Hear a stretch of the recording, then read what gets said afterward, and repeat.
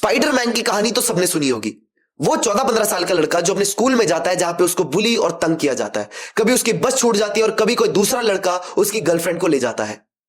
जब वो किसी शॉप में जाता है, पैसे कम होने की वजह से उसको सामान नहीं मिलता और जब उसी शॉप में चोरी होती है तो वो चोर को पकड़ने से मना कर देता है और फिर वही चोर स्पाइडरमैन के अंकल को बंदूक से मार देता है। मतलब पूरा बचपन परेशानियां और प्रॉब्लम्स ही प्रॉब्लम्स, ट्रॉमा ही ट्रॉमा। फिर जब उसको एक स्पाइडर काटता है, उसको शक्तियां मिल जाती हैं स्पाइडरमैन वाली, और फिर वो उसी चोर को पकड़ के उसको जान से मार देता है अपने अंकल का बदला लेने के लिए। पर यहां पे भी प्रॉब्लम, बदला लेने के बाद उसको खुशी नहीं मिलती। वो कहता है मैंने इसको मार तो दिया, मैंने बदला तो ले लिया, बट मेरे को सुकून नहीं मिल रहा। वहां भी परेशानी। मतलब जब उसके पास शक्तियां नहीं थी, जब सब उसको तंग करते थे, जब पूरी लाइफ में प्रॉब्लम्स ही प्रॉब्लम्स थी, तब भी प्रॉब्लम थी। और जब आज शक्तियां हैं, आज वो द हीरो स्पाइडरमैन है, आज भी उसकी लाइफ में प्रॉब्लम्स हैं। आज भी वो सुकून से बदला लेने के बाद भी चैन की सांस नहीं ले पा रहा। क्यों? क्योंकि हीरो और विलन में ज्यादा फर्क नहीं होता।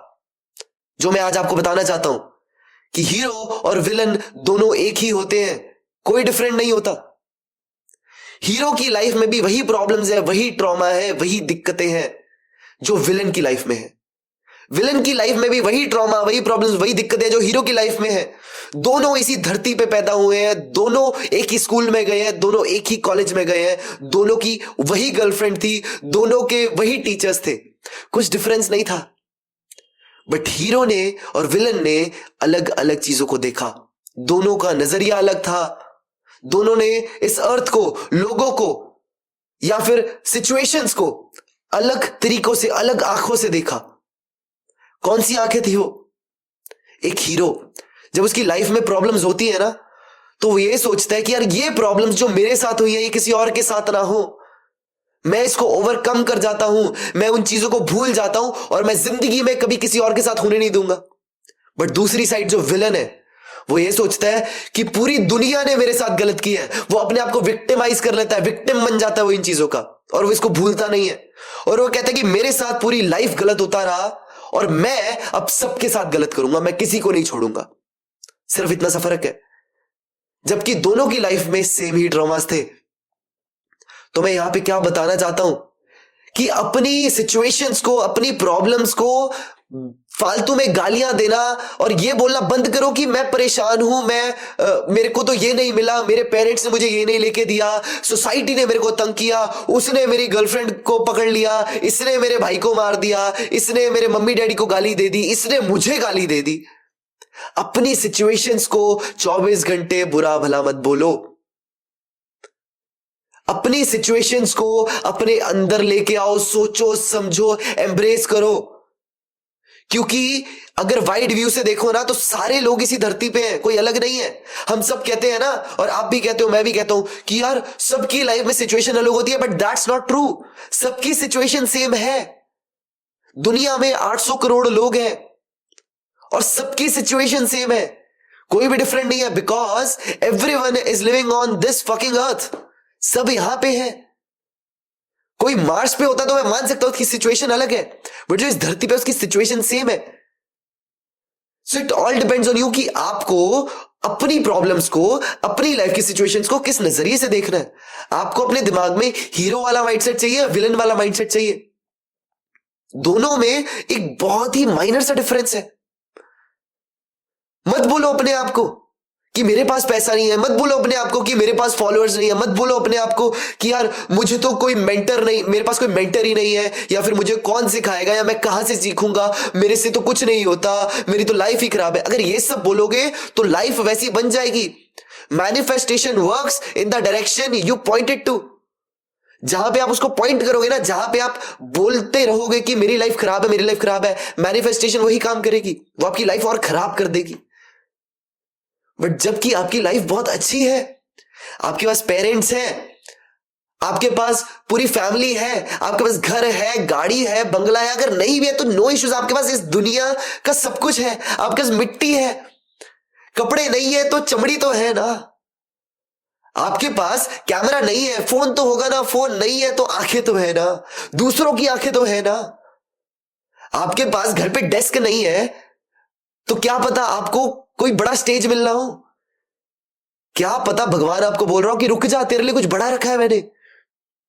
तो आप क्यों अपने आप को हमेशा नेगेटिव बोलते रहते हो? क्यों अपने आप को ये बोलते रहते हो कि मैं जिंदगी में कभी कुछ नहीं कर पाऊंगा, ये मेरे बस की नहीं है? क्यों ये नहीं बोलते कि मेरे बस की नहीं है अभी, बट आने वाले टाइम में मेरे बस की हो जाएगी और मैं कर लूंगा? क्यों आपके मुंह से ये नहीं निकलता? मत करो अपने आप को इतना जलील, मत करो अपने आप को इतना तंग।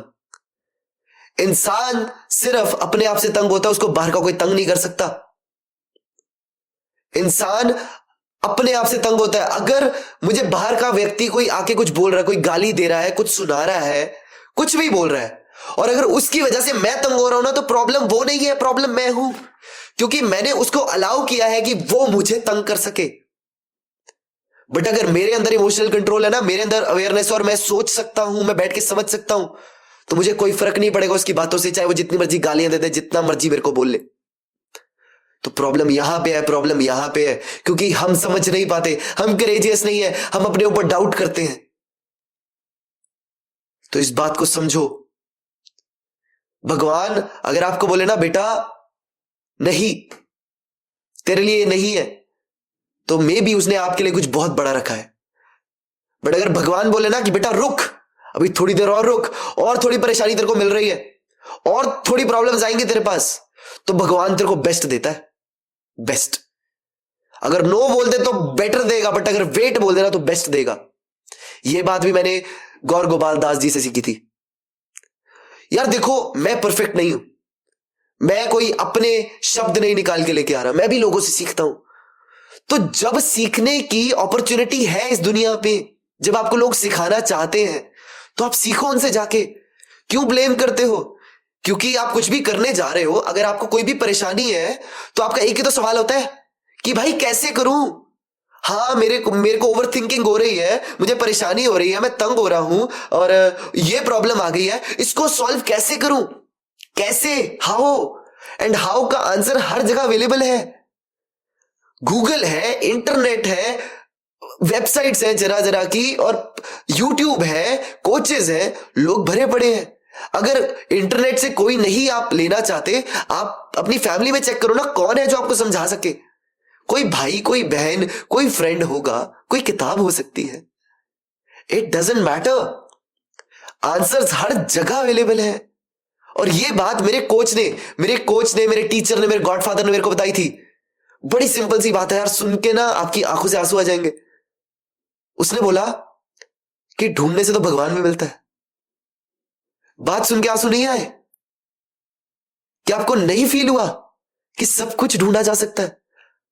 हम बचपन से बोलते आ रहे हैं, हमारे माँ बाप बोलते आ रहे हैं, हम बोलते आ रहे हैं कि ढूंढने से तो भगवान भी मिलता है, सब कुछ मिल जाता है। बट जब प्रॉब्लम्स आती है तो हम ये लाइन क्यों भूल जाते हैं? अरे भाई, ढूंढने से तो भगवान भी मिलता है, तो ढूंढो ना हर प्रॉब्लम के आंसर। किसने मना किया आपको? एंड अभी रिसेंटली मैंने एक भुवन बाम की स्टोरी देखी थी, एक रील देखी थी, जिसमें उसने बोला था कि मैंने जिंदगी में क्या सीखा है। भुवन बाम, जिसने यूट्यूब क्रैक किया, जो मे बी हमारे इंडिया के लिए सबसे बड़ी इंस्पिरेशन है, जो यूट्यूब से बॉलीवुड में चला गया, उसने ये बात बोली थी कि मैंने जिंदगी में एक चीज सीखी है कि भाई अगर कुछ नहीं आता ना तो पूछ लो ना, ज्यादा से ज्यादा क्या होगा, मना ही तो हो जाएगा, किसी और से पूछ लेंगे, कहीं और चले जाएंगे। बट अगर नहीं पूछेंगे तो वो सबसे बड़ी दिक्कत है, सबसे बड़ी प्रॉब्लम ये है कि हम पूछते नहीं, हम करते नहीं है, और हम अपने आप को ही विक्टिमाइज कर लेते हैं, हम अपने आप को ही परेशान कर देते हैं। सो गाइस, वेक अप, उठो यार। मैं भी परेशान हूं चीजों को लेके, मुझे भी कंटेंट में बहुत बड़ा बनना है, मुझे भी बहुत बड़ा इन्फ्लुएंसर बनना है, मुझे भी पैसा चाहिए, मुझे बिजनेस बनाना है, मुझे अपनी फैमिली को सपोर्ट करना है, और उसके लिए मैं कर रहा हूं। I am doing something, I don't know इसका रिजल्ट क्या होगा, रिजल्ट मैं जानना भी नहीं चाहता, सच्ची बताऊं तो। रिजल्ट ओरिएंटेड हूं, मैं भी एनालिटिक्स देखता हूं, मैं भी चीजों को कॉपी पेन पे लिख के एनालाइज करता हूं, ये क्या सही और क्या गलत। मैं भी स्क्रिप्ट लिखता हूं, मैं भी एडिटिंग करता हूं। बट यार, that are secondary things, tertiary things. Primary है कि खड़े होके करो चीजों को, और अपने आप को विक्टिम मत बनाओ यार, एक्सक्यूजेस मत दो कि मेरी जिंदगी में ये हो गया। करो ना चीजों को, और पॉजिटिव साइड देखो कि अगर एक चीज हिट हो गई तो मैं कितना बड़ा बन जाऊंगा और कितना सही बन जाऊंगा। स्पाइडरमैन और ऐसे कई हीरोज हैं जिनकी लाइफ में प्रॉब्लम्स आई, बट क्योंकि उन्होंने नजरिया अच्छा रखा, उन्होंने हमेशा ग्रोथ माइंडसेट के बारे में सोचा, उन्होंने हमेशा अच्छा मैनिफेस्ट किया, इसलिए वो आगे बढ़ पाए। बट जो अपने आप को विक्टिम बनाते रहे ना, वो बैठे रह गए, वो विलन बन गए। और हम थिएटर में बैठ के उनको गाली देते हैं, ये गंदा आदमी है, इसने उसको मार दिया, विलन है ये, विलन, मेरे सामने आकर तो गोली मार दूंगा। ऐसे आपके मन में ख्याल आते हैं जब आप विलन को देखते हो। बट हीरो को देखते हो तो आपका मन क्या करता है? भाई इसके जैसा बनना है। अगर हीरो बनना है, अगर आयरन मैन, स्पाइडरमैन, सुपरमैन जैसी पावर चाहिए, तो जो उन्होंने पूरे बचपन में झेला है उसको याद करो, वो भी झेलना पड़ेगा। हीरो बनना सुपर पावर होना नहीं होता। हीरो बनना सबसे पहले दुनिया की बुराइयों को एक्सेप्ट करना और उसको झेलना होता है। ढाल बनना पड़ता है, पत्थर बनना पड़ता है, मैन ऑफ स्टील बनना पड़ता है, और अपने अंदर से आपको ठीक करना पड़ता है। अंदर से ठीक करोगे तो बाहर से दुनिया ठीक होती रहेगी, बट अगर अंदर से खराब हो जाओगे ना, तो बाहर की दुनिया भी खराब दिखने लग जाएगी। ये दुनिया हमारा आईना है। जैसे आप दुनिया को देखना चाहोगे ना, वैसे आपको देखेगी। पहले अंदर का शीशा साफ करना पड़ेगा, तभी बाहर का शीशा साफ होगा।